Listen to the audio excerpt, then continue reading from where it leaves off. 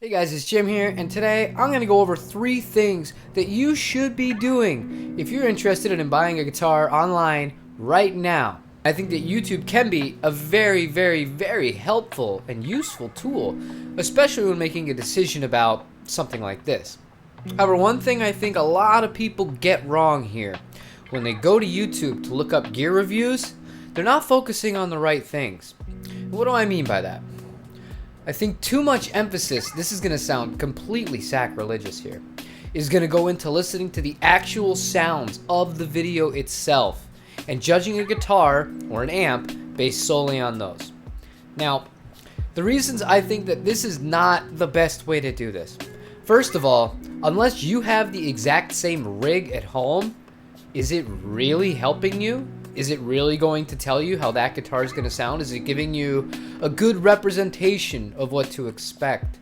If somebody has a Royer 121 and an SM57 marking up a cab of, a 4x12 with vintage 30s and a Soldano head, is that going to sound the same as your Vox AC15 sitting in your room? I don't think so. Even if it has a high gain pedal in front of it, you're just talking apples to oranges. So one thing that you should be focusing on when you do watch gear videos, the best ones, the most helpful ones, are the ones where the person kind of talks about the feel of the guitar and they talk about the actual quality of the parts themselves. My favorite person to go to is not one of the greatest guitar players in the world. He's a good guitar player. Now it'd be Philip McKnight. And I think there is a damn good reason he has such a gigantic following on this platform. The man is honest. The man knows what he's talking about as far as construction. He's done repairs forever. And he gives a really straightforward and objective view on these instruments. So just to reiterate, when watching gear reviews, pay more attention to the details. So you've watched some YouTube videos and now you've decided on a model. When you're shopping on Reverb, you just want to be aware of a few things. You want a full description of everything that's going to come with the guitar. I've seen a lot of people be very upset because it does not come with a hard case or a soft case. Sometimes it'll ship with nothing just because you, as the consumer, didn't do your due diligence and ask all the questions necessary.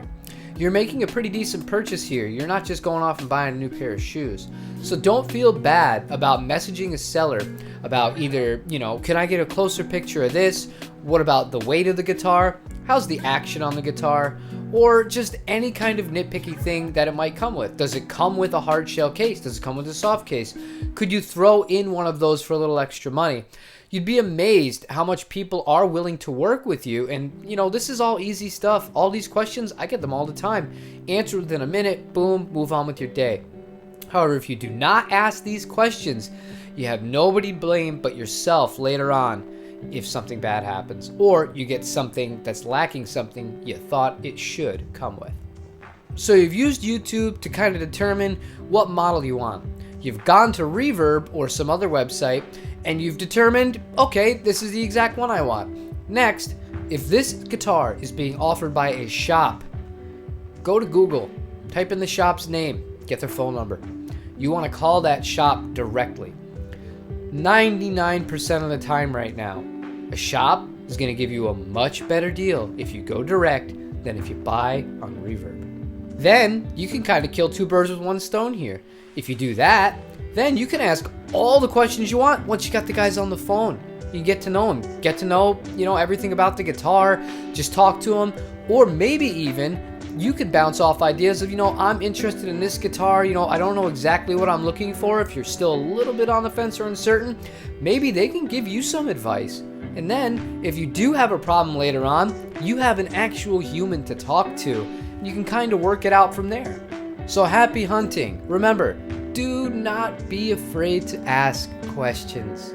You ask questions, you get answers. You don't ask questions, who knows what's going to happen. Just protect yourself, all right?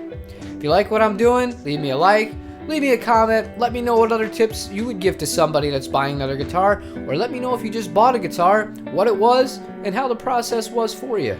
Subscribe if you haven't, and I will see you guys tomorrow for another video. Take care.